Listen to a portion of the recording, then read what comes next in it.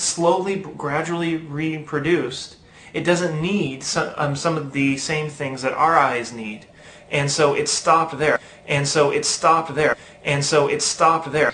You said that the octopus randomly mutated to where it is today, where it's quite comfortable, and now it doesn't need to mutate any further. Well, you know, the whole thing about random mutation is it doesn't really care about if it's comfortable or not, because it's random. You know, when I think of random mutation, I get this idea from, you know, Resident Evil? Yeah, Resident Evil. This is what I think of.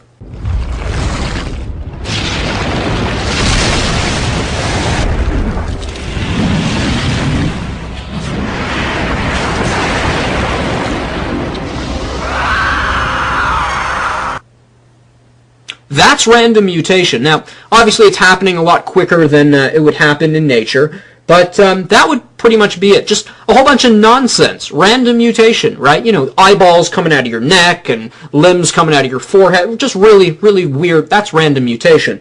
Why is it that random mutation always seems to make really intelligent decisions? You know, just... You know, this is what you want to tell me, Goat. You want to tell me that, and you use this word. And so it stopped there. And so it stopped there. He says that the octopus evolved and randomly mutated until it was comfortable in its environment. Then it stopped. That's the word, stopped. And so it stopped there. So why did it stop? Why did it stop? Maybe it's because it didn't randomly mutate to where it is today, and the reason it stopped is because it was never going in the first place, the mutations you speak of.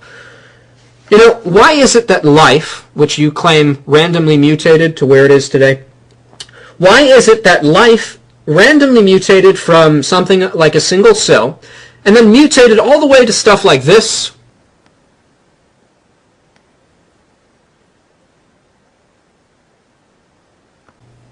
and like this,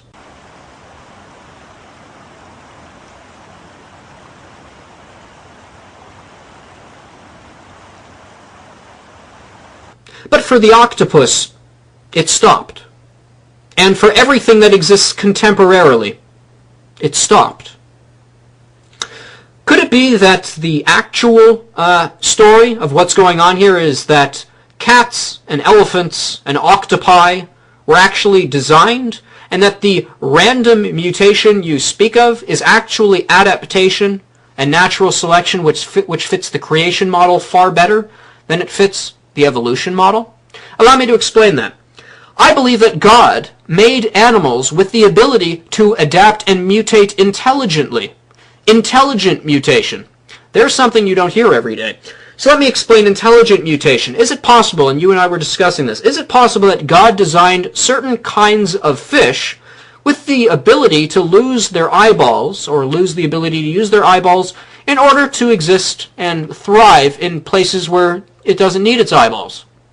I'm inclined to say, yeah, that would make sense. Then that would be intelligent mutation. And it would still remain a fish. I believe in natural selection. I believe in mutation. I believe in adaptation. I just don't think they can do what you say they do, and I don't think they did what you say they did. I believe that God gave life the ability to adapt and mutate and naturally select, but that does not mean a fish came from a non-fish, and it doesn't mean a fish will become something that's not a fish. And so it stopped there.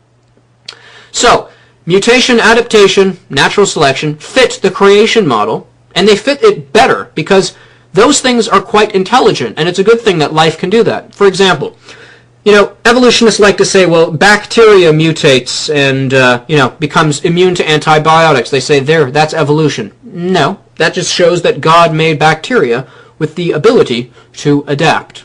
That shows good design feature. And it's still bacteria. And that does not prove it came from something that wasn't a bacteria. That doesn't mean it's becoming something that's not a bacteria. It's still bacteria. So, yeah, evolution doesn't fit the evidence. Where's the evolution? Where's the octopus transcending where it's comfortable and becoming something completely nuts and crazy? And so it stopped there. That is what we would expect if evolution was true. It wouldn't have any regard for what was comfortable. And so it stopped there. You said that the universe came from a singularity. Oh, that was interesting, because I look at the universe and I see a plurality. I see a lot of stuff, not just a single thing. So, do you believe that a singularity became a multiplicity or a plurality? Well, then it wouldn't therefore be an absolute singularity. Unless you're saying that that singularity was actually a multiplicity, in which case it's not a singularity. In worst case, and what's more interesting yet, is you say that it existed as a singularity eternally and then created the universe. Unfortunately, for something to be eternal, and eternal really means always, in order for something to have always been a singularity, it would actually still have to be a singularity. It would never have been able to become the universe. So I feel far more comfortable, and it makes more logical sense because it's not internally contradictory, that an eternal God that never changes created the universe because he is the eternal creator, as opposed to something that is, you claim to be an eternal singularity transforming into something that would therefore make it not eternal. In order to be eternal, you cannot change. If you are eternally something, you must always be that way. So in order for an eternal singularity to exist, it would have to eternally be a singularity or never would have made the universe. So there's another canyon in your worldview. And lastly, and well, a few more points since we have a few minutes. Do I feel comfortable? Why do I not post your video responses? Do I feel threatened by what you have to say? No. By virtue of the fact that I'm responding to your video, and by virtue of the fact that, I've watched your videos, and I've watched a lot of videos, if you've seen how many videos I've watched on my main page, I don't post video responses from atheists for two reasons, and one of those reasons is to protect you. The Bible says that for anyone who offends someone who believes in God, who makes them doubt God, it would be better on the day of judgment for them to have been cast into the sea with a millstone hung around their neck. So it is out of fear for the atheists who set themselves up against the knowledge of the truth. It's for their own protection that I don't post their video responses. On top of that, it's also for people who are on the fence. People who say, well, maybe I believe or maybe I don't and I can go both ways. It's for you guys that I don't want to make popular any views that set themselves up against the knowledge of God, because on one hand that would make me responsible in some way, in an inadvertent way. It would make me responsible for that. And one, I won't take responsibility for leading people away from God. I will simply proclaim the truth, and I will not link you to videos that do not. It's as simple as that. If you have a problem with that, run your own channel your own way. Okay, so last point. And I thought of this, Goat. We were talking about the eyeball and removing parts from it and stuff like that. I think both of us totally missed the point. There's a lens on my camera here. There's a lens shutter, and I just did that to simulate it. There's also a glass case to protect the lens, and then there's other things. I could remove the shutter, I could remove the glass case, or we could take a watch, which we were talking about. You could remove the wristband, you could remove the gold plating, you could even remove the little thing that when you hit the button you can see in the dark, that little button there. But it would still be intelligently designed, and it would still function. So just because you can remove parts of your eyeball and the eyeball still function does not mean that the eyeball was not intelligently designed, just by virtue of the fact that you can remove stuff from it. So both of us were way off the point. The point was, and the point is, was it intelligently designed? Yes or no? I don't care that you think it can be reduced in its complexity. It might very well be. That does not mean it wasn't designed in its complexity. And I think the fact that you can remove parts from it and it still be functional is a hint that it was intelligently designed anyways. Last point you made is, why did God make the world appear to have evolved? Because of the fossils and the mutations. Well, I think that's a straw man. Because if you ask me, I don't think the world shows any evidence of evolution. I think we see trees making trees, we see dogs making dogs, we see cats making cats, we see elephants making elephants, and I've never seen any exception. And I think the best one is grass. Grass, there's a lot of it. I've never seen a blade of grass evolve or mutate into anything other than grass. So, contemporarily speaking, there is no evidence for evolution. The fossil record is hotly debated, and it depends again who you ask. One evolutionist admitted this concerning what the fossil record actually says.